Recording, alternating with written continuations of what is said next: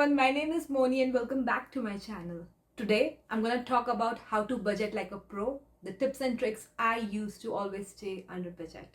Okay, at least 2 years back I felt like my paycheck just went right away and I didn't had any money left at the end of the day. I had so many goals that I need to invest my money, I need to do some savings, I need to build up an emergency fund, but always, there were so many expenses that came and I never could make that happen for me. I thought that I need to work on my budget, and I believe that this has helped me a lot in the past 2 years. So there are a few strategies that I changed in the way that I handled my finances, and I would like to share that trip with you because it has done wonders to me. And now I have a full system where I'm really happy with the way that I'm spending and with the way that I'm budgeting my paycheck. The first and very most important thing that I did was, building an emergency fund. I cannot stress enough of how important it is to build up an emergency fund. There is always some things that would go south, some things that didn't work. There is an unexpected expense that came. So there is when you use the emergency fund so that it doesn't hurt your monthly budget. The second thing I did was I always planned my expenses, my big expenses, my small expenses, anything for the month before at the beginning of the month. So if I expected that there is going to be a $400 big expense coming at the middle of the month, I always had it planned and budgeted my expenses in such a way that I could take care of it. The third thing I did was, I tracked my money after every 2 weeks. This has helped me a lot because I know where I am spending the money and how much I'm spending the money. By tracking, I don't say that I just open my bank app and see where I'm spending the money. I actually write it down on a basic sheet, or I have an Excel sheet, but it can be on a piece of paper or everywhere where you can track and see what progress you have made and how much you have spent the money, where you can compare from the previous month. So always have a budget, a planner, in which you can write what expenses you did, and do that every 2 weeks, which will help you to always stay under budget. The fourth thing I always do is I always pay myself first. By paying myself first means all the things that I always wanted to do for my future, that is investing my money in stocks, saving up for my emergency fund, investing my money into some sort of self-improvement course or anything that would help me improve my mindset or improve me in any way. Of traveling, I always love travel, and I travel usually at least 3 times a year. So I don't want to hurt my budget when it comes to a sudden trip that we make. It's always planned, and I always have some part of my paycheck dedicated to my travel budget. I pay myself first, and then I decide what are the other expenses that now are necessary for me to do from my paycheck. The next thing that I do is then I create a budget on how much I'm gonna spend on all the necessary things like groceries, maybe subscriptions, dine out, entertainment. I have a budget for everything. Utilities, rent, mortgage, whatever you pay. So I have a planner and I have a dedicated budget on how much I'm gonna pay, how I'm gonna divide my paycheck, that I pay all my bills, and then I have some money for myself for all the fun stuff, that is dining out, maybe going out for movies or entertainment, anything that you like, or shopping. The next thing that I did was I always planned my meals. Now someone would say, why is that important? But it was really important for me, that because when I used to track my expenses, I used to see that I spend a lot of money on grocery, but I didn't utilize that grocery to the full extent, because half of the time I was dining out. My dining out expenses were way too high, and I got to know from my tracker, and then I decided planning my meal would really help me to eat healthy. Also dine out expenses would be less.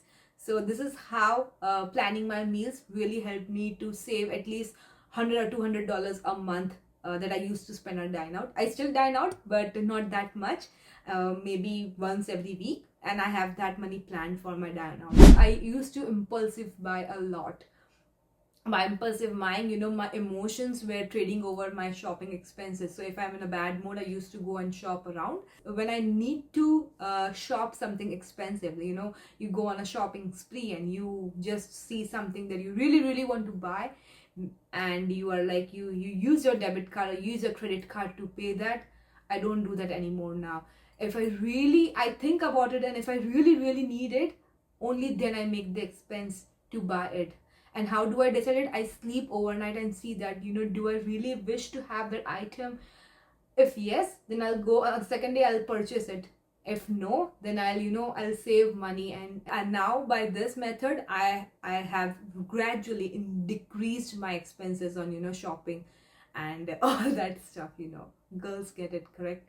So that is really really essential and really helped me a lot. The next thing I did was I always shop with a list. Now, when it comes to grocery shopping, sometimes I go crazy. I buy all the things that I see and, don't end up eating everything that I bought. So now I have a list because I plan my meals way ahead.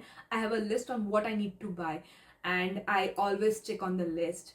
Sometimes you do find something, one or two things that you really, really want to do, and that's okay to have one or two things that you didn't expect, but you end up buying. But at least it would be better than, buying 10 or 15 items that you don't really need and you just see there and you just impulsive buy. So sticking to a list really really helped me when going out for grocery shopping or anything.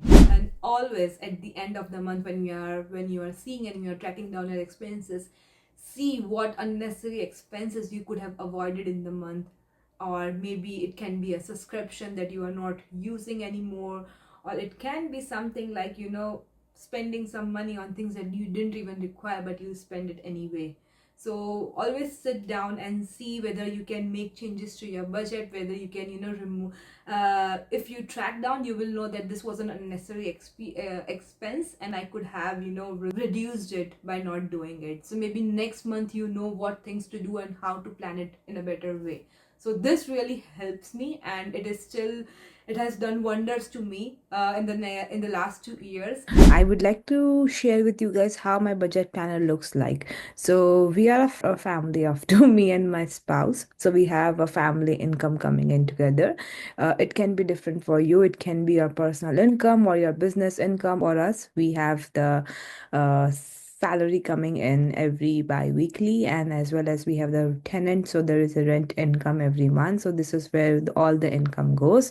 And now this is the monthly budget for January 2025. So every month we have a similar budget like this, and this is a chart or where it shows that how much we spent, how much we actually budgeted for, and how much actually we spent on things like that. And then what we do is every month we sit down and decide how much of a budget we are looking to allocate on different categories. For suppose bills, so we have bills like we have gas, we have water bill, hydro bill, credit card fees, condo fees, Wi-Fi, home and auto insurance, and mobile bills. So these are all different kinds of bills, and there's a fixed expenses that we use every month.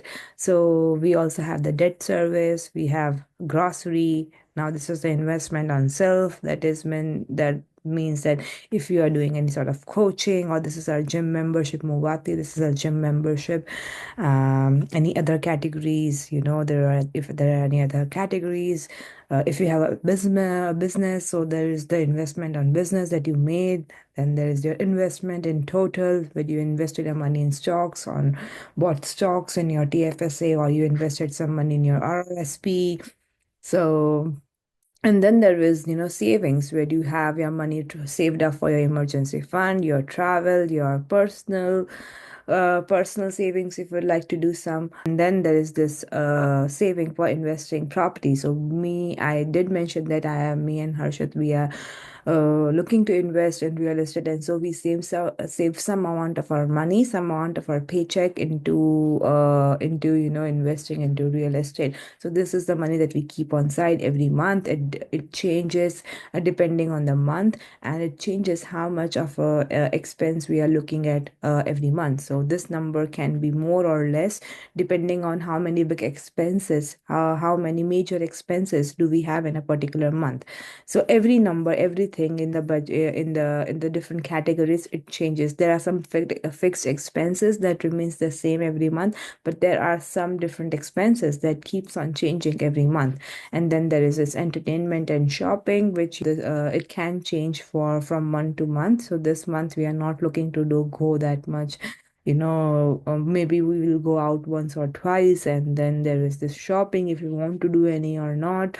We might do some because next month we are traveling, we are having a vacation, so we might do one. And then there is a special category of a date night. We'd always do a date night every month. So these are the different kind of categories that we have, and this is what our budget. This is the amount of money that we budget in every category, and then there comes the actual expense on how much did you actually spend on these categories.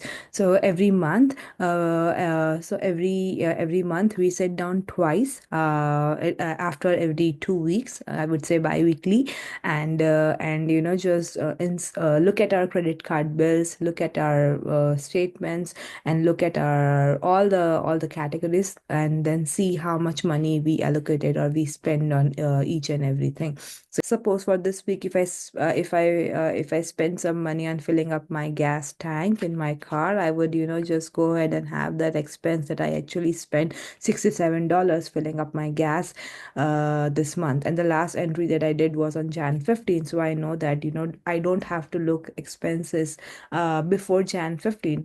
The next time I only have to look at expenses after Jan 15, because all the expenses before Jan 15 have already been tracked down in my budget planner. So this is how I track my expenses. We have included all the categories that suited us. I hope this helps you, and let me know what other strategies you guys use to stay under budget. I would really love to know. And if there is anything else, if there is any other questions that you have, shoot down in my comment section below. Till then, see you next time. Bye.